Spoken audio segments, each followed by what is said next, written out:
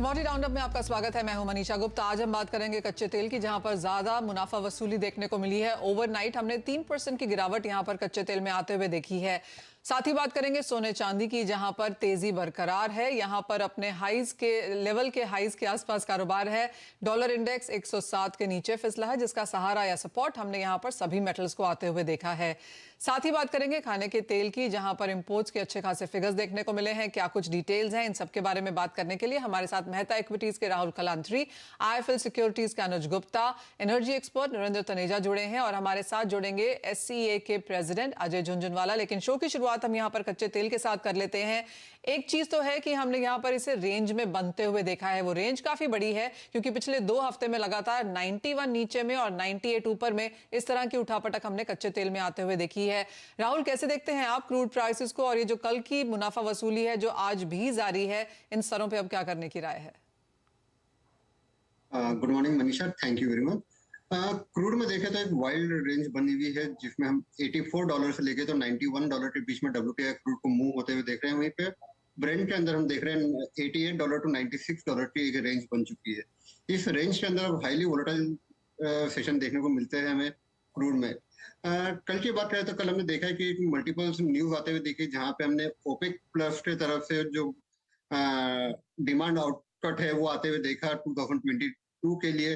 उसके बाद हमने देखा कि वीकेंड के अंदर जो चाइना के अंदर है कोविड के केसेस काफी बढ़ते हुए आए हैं, तो उसके वजह से दोनों तरफ से हमने क्रूड में एक हैम्पर आते हुए देखा। उसके अलावा हम देखें तो यूएस के प्रोडक्शन, डोमेस्टिक प्रोडक्शन है वो भी काफी ज्यादा बढ़ते हुए, सरप्राइजिंग बढ़ते हुए दिखा है, जो कि 12 मिलियन बैरल के पार जाते हुए दिखा है। तो उसकी वजह से भी क्रूड के अंदर एक दबाव का सिचुएशन बनती हुई दिख रही है।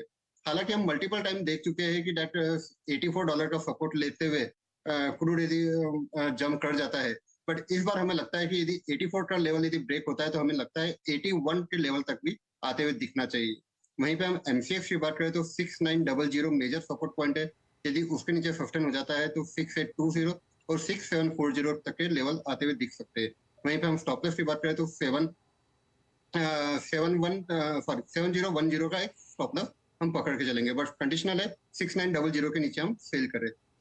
ऑल राइट, कुछ और मुनाफा वसूली या गिरावट यहाँ पर कच्चे तेल में जारी रह सकती है, ये राय है राहुल की। लेकिन नरेंद्र तनेजा जी भी हमारे साथ अब यहाँ पर कार्यक्रम में जुड़ चुके हैं। नरेंद्र जी, आप कैसे देखते हैं?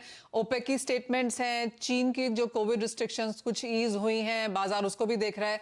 आप क्या क्यूज लेके चल रहे हैं यहाँ पर, और क्या देखना चाहिए बाजार को यहाँ से?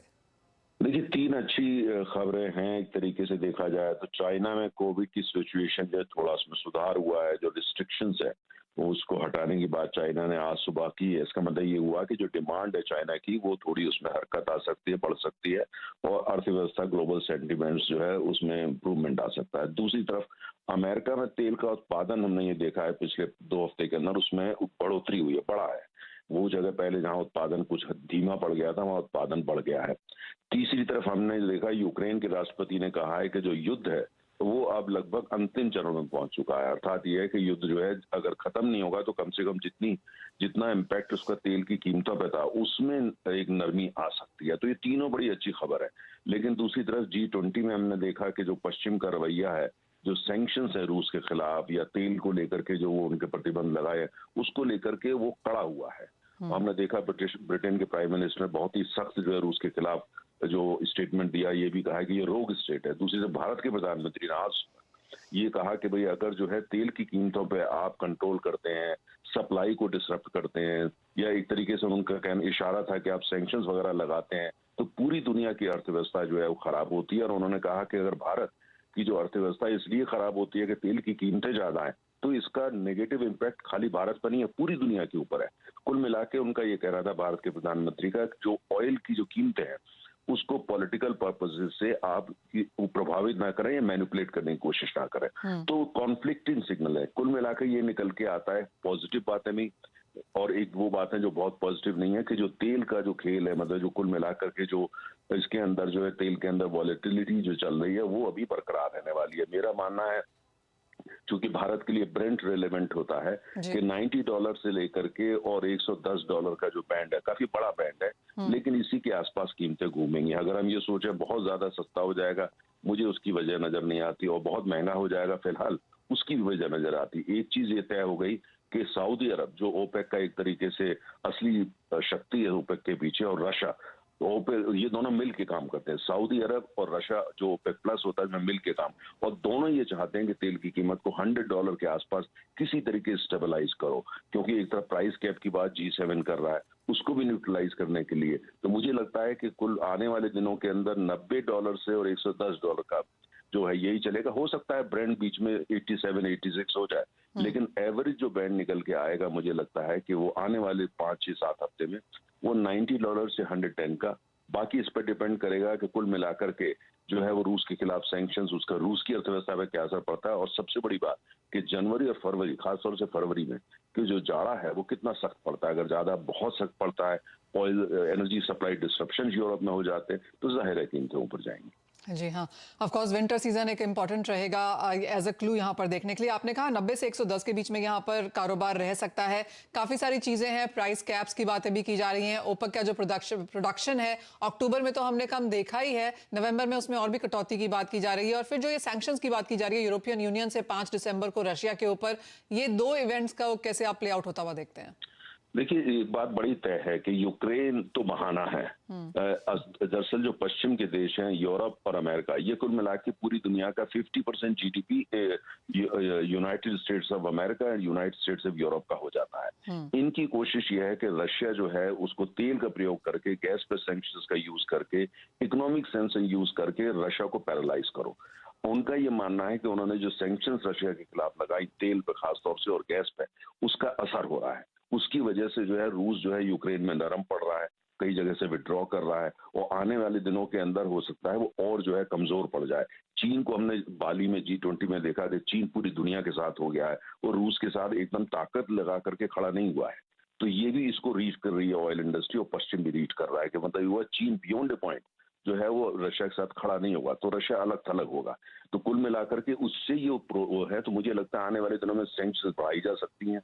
भारत जो रूस से भारी मात्रा में तेल खरीद रहा है, भारत के लिए भी पश्चिम के देश कुछ मुश्किलें पैदा कर सकते हैं, मुश्किल कर सकते हैं भारत के लिए वहां से तेल खरीदना, जैसे कि इंश्योरेंस कंपनीज पर जो डील करें उन पर सैंक्शन लगा दो, टैंकर्स मत मिलने दो।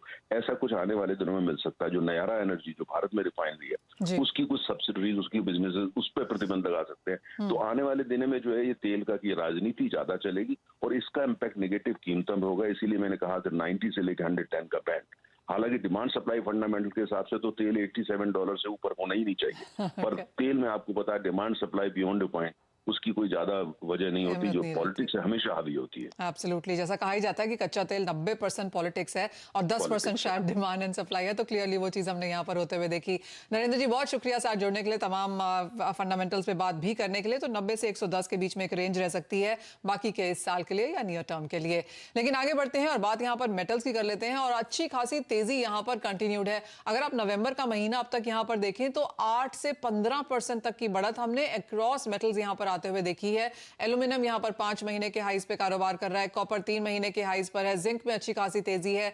हमने स्टील को यहां पर रिबाउंड होते हुए देखा है। निकल ने कल देर रात 15% का इजाफा यहां पर करके दिया, तो सभी मेटल्स में यहां पर बढ़त है। राहुल, कैसे देखते हैं और आपकी कोई टॉप पिक यहां पर मेटल्स में? राहुल, कैसे देखेंगे आप मेटल्स को? ऑलराइट, राहुल से संपर्क यहाँ पर नहीं बन पा रहा। अनुज, आपने मेटल्स को अगर देखा है तो आपकी कोई टॉप पिक यहाँ पर, top trading strategy? Manisha ji, good morning. देखिए, लास्ट वीक हमने डिस्कस किया था कि कॉपर और लेड टॉप परफॉर्मिंग में रहेंगे, और हमने लेड में काफी अच्छा ब्रेकआउट आते हुए देखा है। इवन जो हमने टारगेट दिया था 188 का, वो ऑलमोस्ट अचीव होता हुआ दिख रहा है। हमें लगता है कि बेस मेटल में जो मोमेंटम बना है, हालांकि जिंक अभी भी थोड़ा सा अंडर परफॉर्म है, बट उसके बावजूद अगर हम कॉपर, एल्युमिनियम, लेड की बात करें तो तीनों के अंदर ही काफी अच्छा मोमेंटम देखने को मिला है। तो यहाँ पर कॉपर तो डेफिनेटली टॉपिक में रहेगा ही, जिसमें हमें लगता है कि ऊपर में 707 से लेकर 710 तक के लेवल आपको देखने को मिल सकते हैं। वहीं यहाँ पे लेड मुझे लगता है कि अभी भी आउट परफॉर्म कर सकता है, काफी अच्छा ब्रेकआउट देखने को मिला है, ये भी अपने कॉन्ट्रैक्ट हाई पे ट्रेड करता हुआ दिख रहा है। तो लेड में अभी भी खरीदारी की सलाह रहेगी। हमें लगता है कि जल्दी ही 192 से लेकर 195 तक के लेवल लेड में देखने को मिल सकते हैं। डेफिनेटली एल्युमिनियम भी एक अच्छा परफॉर्म होता हुआ दिख रहा है, 210 के ऊपर प्राइस सस्टेन किए हैं। हमें लगता है कि एल्युमिनियम के अंदर भी ऊपर में 215, 216 तक के लेवल देखने को मिल सकते हैं। तो बेस मेटल के अंदर खरीदारी की सलाह रहेगी। अगर आप एलएमई की तरफ तरफ जाएं तो एलएमई में सभी बेस मेटल की इन्वेंट्री घटती हुई दिखाई दी है, जो कि इंडिकेट ये कर रही है कि जो स्टॉक है, जो सप्लाई है, वो थोड़ी सी डिस्टर्ब है या फिर सप्लाई काफी कम आती हुई दिख रही है। तो डेफिनेटली प्राइसेस में एक सपोर्ट रहेगा और हमें लगता है कि बेस मेटल इस हफ्ते भी आउट परफॉर्म करते हुए दिखाई देंगे। भाई तेजी यहाँ पर मेटल्स में जारी रह सकती है। राहुल, अगर अब आप हमें सुन पा रहे हैं तो क्या ये तेजी प्रेशियस मेटल्स में भी जारी रहेगी? सोने चांदी में अब यहाँ पर क्या लेवल्स देखने को मिल सकते हैं?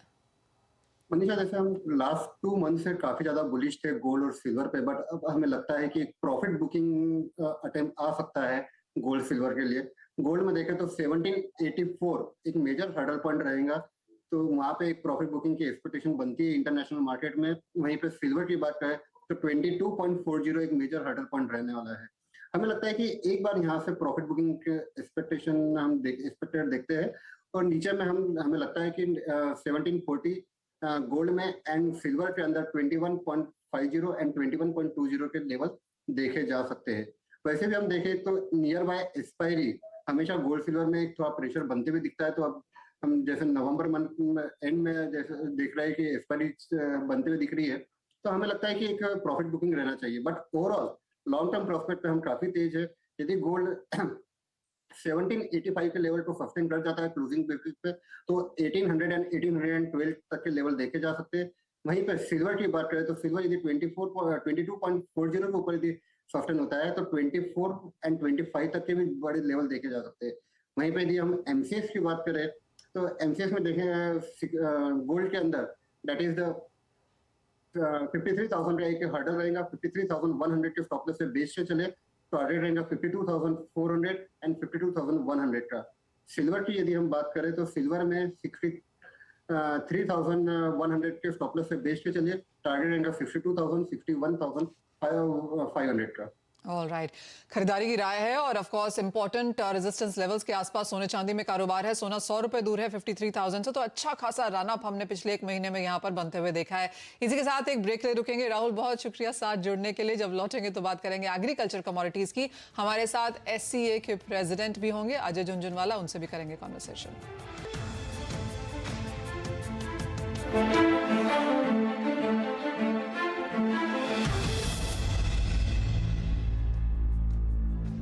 Mongia Steel presents मजबूत स्टॉक्स ऑफ द डे।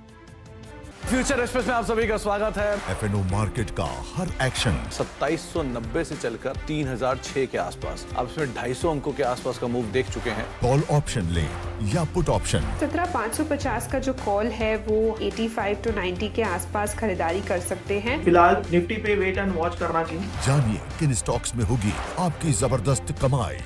3300 के नीचे अर्ली क्लोज अगर आए तो आप शॉर्ट करके यहाँ पर जा सकते हैं। देखिए फ्यूचर एक्सप्रेस। बाजार शुरू होने से पहले कीजिए मुनाफे की तैयारी। जहां से कॉल राइटर्स बाहर निकल रहा है वहां पे बाय कर दीजिए, और जहां पे पुट राइटर कन्विक्शन है वहां पे डिप पे बाय कीजिएगा। जानिए सेंसेक्स और निफ्टी की कैसी होगी चाल। बहुत बढ़िया मूव्स एंजॉय कर रहा है ये स्टॉक। ब्लैक पैटर्न का ब्रेकआउट, बाय 1210 तक की तैयारी। तो कौन से स्टॉक्स आपको बनाएंगे मालामाल? 590 के ऊपर खरीदेंगे, 580 के स्टॉप लॉस है, 620 के टारगेट के लिए। देखिए मुनाफे की तैयारी।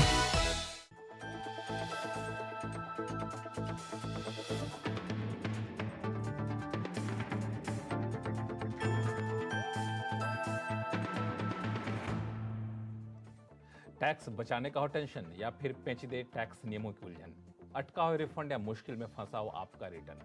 हर मुश्किल सवाल का आसान जवाब है टैक्स गुरु, जहां आप ना सिर्फ अपना टैक्स बचाते हैं बल्कि हम टैक्स की उलझनों को सुलझाने के गुर भी आपको सिखाते हैं। नमस्कार, मैं हूं लक्ष्मण राय और आज आपके सवालों का जवाब देने के लिए हमारे साथ हैं जाने माने टैक्स एक्सपर्ट शरद कोहली साहब। सर, आपका स्वागत है CNBC आवाज में। हमने देखा है कि विदेश में रहने वाले भारतीय अपने घर पे परिवार को, माता पिता को पैसे भेजते रहें, लेकिन इन दिनों विदेश में पैसा भेजने का चलन बढ़ता जा रहा है। अगर रिजर्व बैंक के आंकड़ों को देखें तो पिछले 8 साल में बाहर भेजे जाने वाली रकम में करीब 280% से भी ज्यादा की बढ़ोतरी हुई है। अब सवाल उठता है कि जो लोग बाहर पैसा भेजते हैं क्या उनको भी टैक्स देना पड़ता है? कोहली साहब, सवाल जायज है कि नहीं?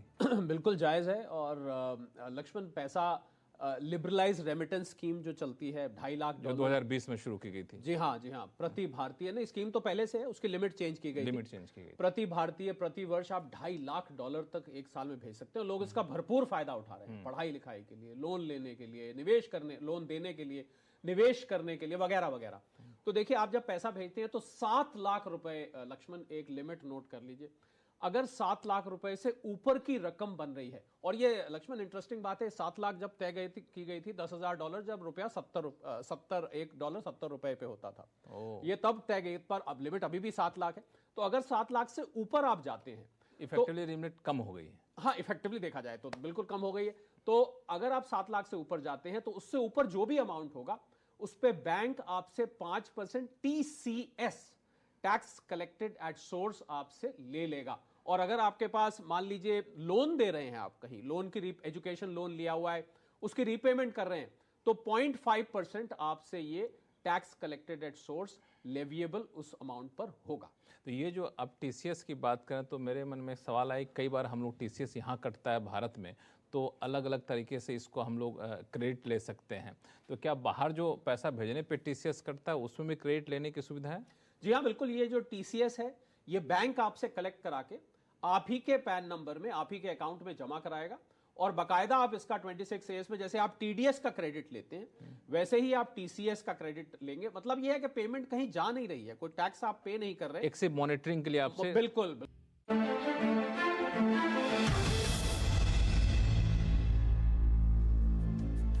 आपका स्वागत है और हमारे साथ SCA के प्रेसिडेंट अजय झुनझुनवाला हैं। अजय जी नमस्कार। और जो रिपोर्ट SCA की तरफ से कल आई है, आई मीन काफ़ी सारे बड़े बड़े नंबर्स हैं और बाजार उसको क्लियरली डाइजेस्ट फिलहाल कर रहा है। अक्टूबर के अगर हम इंपोर्ट्स देखें तो वहां पर इजाफा देखने को मिला है। सबसे पहले तो इस करंट ईयर की यहाँ पर आपसे बात करना चाहेंगे, 2022-23 अक्टूबर आप कैसे देखते हैं, और जो SCA का अनुमान है कि यहाँ पर हल्की सी गिरावट देखने को मिल सकती है, ईयर ऑन ईयर इंपोर्ट के लिहाज से कैसे देखते हैं वो नंबर?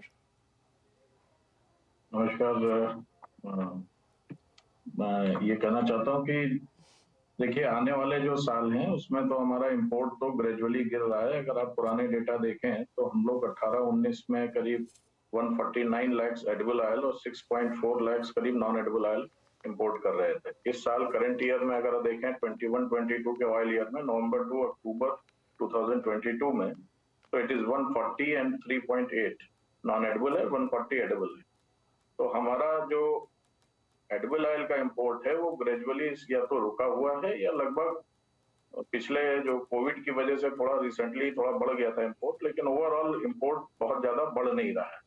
जो हमारे लिए वरी की बात है वो है कि प्राइसेस जो हम पे कर रहे हैं इंपोर्ट के अगेंस्ट में, जिसके लिए 1.57 लाख करोड़ का जो पेमेंट किया गया है वो वरीसम है।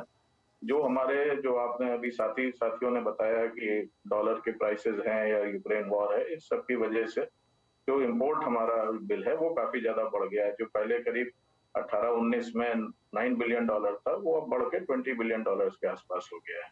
जहां तक आगे आने वाले महीनों की या उसकी बात है, तो हम अपने एडिबल ऑयल पर गवर्नमेंट फोकस भी कर रही है और हम एडिबल ऑयल डोमेस्टिकली उसका प्रोडक्शन धीरे धीरे बढ़ा रहे हैं।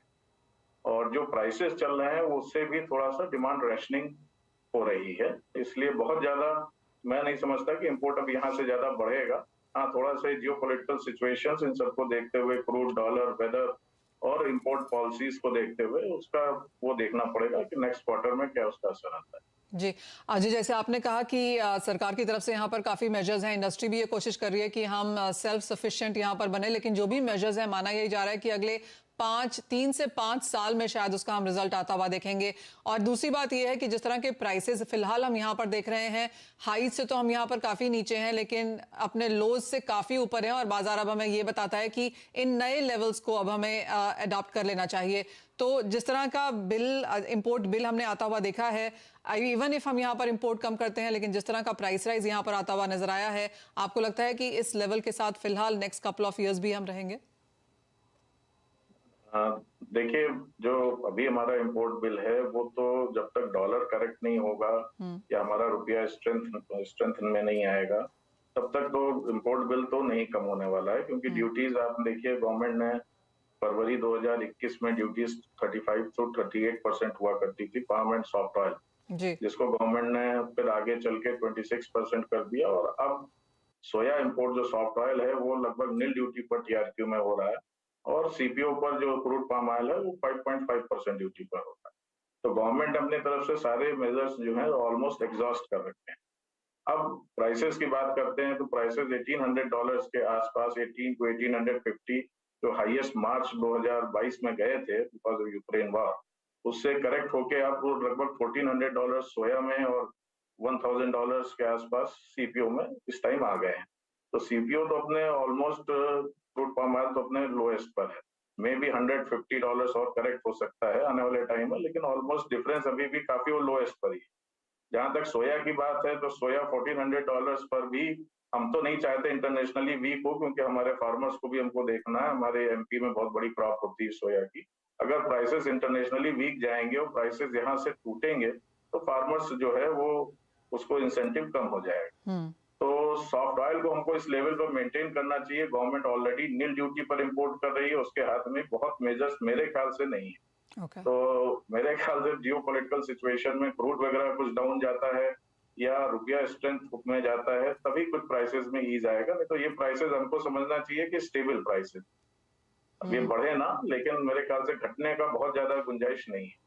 ऑलराइट, प्राइसेस में जरूर यहाँ पर गिरावट देखने को मिली है, इंपोर्ट भी कम होता हुआ नजर आ रहा है, लेकिन जहां तक इंपोर्ट बिल का सवाल है वो एक ग्राफ है जो लगातार यहाँ पर ऊपर ही चलता हुआ दिख रहा है। और जैसे अजय जी कह रहे हैं कि चाहे डॉलर है, इंटरनेशनल मार्केट्स हैं, इंपोर्ट ड्यूटीज हैं, काफी सारी चीजें हैं इंक्लूडिंग वेदर और जियोपॉलिटिक्स जो हमें यहाँ पर ध्यान रखना होगा। वो आपकी स्क्रीन पर है कि पिछले कई सालों में किस तरह से इंपोर्ट बिल में यहाँ पर लगातार बढ़त आते हुए नजर आई है। और जैसे अजय जी भी कह भी रहे थे कि 34% का इजाफा हमने देखा है 21-22 के सीजन में, 22-23 ऑफकोर्स हल्का सा यहाँ पर शायद कंसोलिडेट हो सकता है। अजय, आप कैसे देखते हैं प्राइसेस को और खाने के तेलों को लेकर, आपकी क्या व्यू है?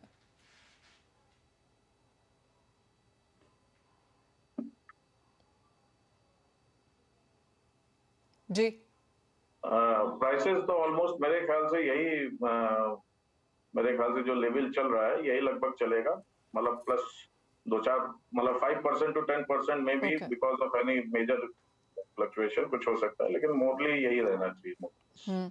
अनुज, आपका क्या व्यू है खाने के तेलों को लेकर? सारे फंडामेंटल्स अजय जी ने यहाँ पर बताए ही हैं। 5 to 10% की रेंज आपको भी लगता है यहाँ पर सस्टेन करेगी? बिल्कुल मनीषा जी, मुझे लगता है कि जो प्राइसेस है वो रेंज में रहेंगे, क्योंकि क्रॉप काफी अच्छी है इस बार सोयाबीन की, तो अवेलेबिलिटी भारत में काफी ज्यादा रहेगी। तो मुझे लगता है कि ज्यादा कोई तेजी एडिबल ऑयल में देखने को मिलेगी। हमें लगता है कि प्राइसेस, क्योंकि अभी मैरिज सीजन चल रहा है, तो हो सकता है कि थोड़ा बहुत उछाल देखने को मिले, मगर ज्यादा तेजी मैं एक्सपेक्ट नहीं कर रहा हूँ एडिबल ऑयल में। मुझे लगता है कि प्राइस जो भी करंट रेंज चल रही है उसी रेंज में मूव करते हुए दिखाई देंगे। समय ऑलमोस्ट यहाँ पर खत्म हो चुका है शो में, लेकिन अनुज आपसे यहाँ पर एक राय गुआर पर भी लेना चाहेंगे, क्योंकि जिस तरह की बढ़त वहां पर देखने को मिली है, आज कुछ मुनाफा वसूली जरूर है, लेकिन क्या राय देंगे? देखिए, ग्वार में टेक्निकल काफी अच्छा ब्रेकआउट देखने को मिला है, कॉन्ट्रैक्ट हाई पे प्राइस ट्रेड कर रहे हैं, तो डेफिनेटली थोड़ी बहुत एक प्रॉफिट बुकिंग यहाँ पर आ सकती है। बट मुझे लगता है कि अगर भाव नीचे 5300 के आसपास तक मिलते हैं तो वहां पर अगेन खरीदारी कर सकते हैं। हालांकि इसने 5400 का एक रेजिस्टेंस ब्रेक किया है, मुझे लगता है कि जल्दी ही हम 5550-5600 के लेवल आते हुए देखेंगे। ऑलराइट, यानी कि तेजी यहाँ पर गुआर में बरकरार रह सकती है। एक रेंज बाउंड ट्रेंड्स यहाँ पर खाने के तेलों में लेकिन जरूर मिलेंगे, तो सर्दियों के मौसम में और वेडिंग सीजन के हिसाब से वो शायद एक पॉजिटिव न्यूज यहाँ पर है। अजय जी, बहुत शुक्रिया साथ जुड़ने के लिए। अनुज, आपका भी। इसी के साथ मुझे भी दीजिए इजाजत। ब्रेक के बाद हम लेकर आएंगे इक्विटी का पूरा एक्शन सुमित मेहरोत्रा के साथ।